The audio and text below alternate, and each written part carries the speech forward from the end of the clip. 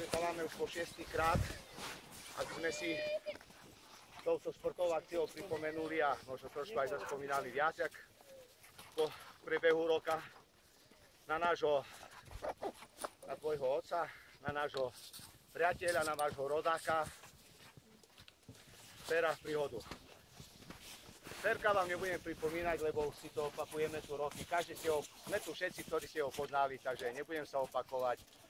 Bol to človek, ktorý pre Hromož urobil veľa, bol zanieteným športovcom a v poslednom čase si obľúbil bežky, na ktorých sme prešli veľa, navštevoval naše akcie v Hajtovke, boli sme v Tatrách, proste. A možno dá sa povedať, že naštartoval vás aj tu Hromoši na to, že tie bežky sa uchytili aj tu a že je tu takisto čím ďalej tým viacej bežkárov, ktorí chodia bežkovať a ktorí sa tomuto krásnemu športu venujú. Takže ja len ďakujem vám za účasť, ďakujem hlavne organizátorom, starostovi, dcére a všetkým vám, ktorí ste prispeli o to, aby sme na Fera nezabudli, aby sme si ho aspoň touto akciou každý rok takto pripomenuli. A keď Ferko sa pozeráš na nás hora, tak dneska sme tu kvôli tebe a kvôli tebe prejdeme ten chotár váš krásny hromovský. Máme ideálne podmienky. O 1,5 hodinu, o 2 hodinky sa stretneme v krčme vašej, kde si pripijeme a určite nám domáci prichystali nejaké občerstvenie, jak vždycky. Takže pustíme si jeho pamiatnú minútku ticha a vyberieme sa na pochod.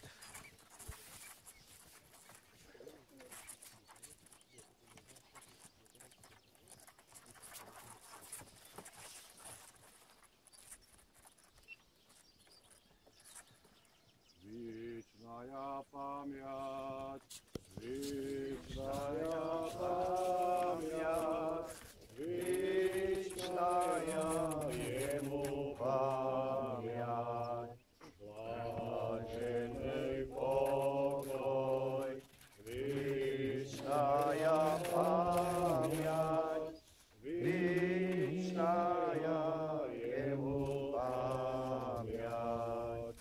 No a na záver ešte holúbky, ktoré odnesú pozdrav až hore. No nechce sa im von. Ešte je ho.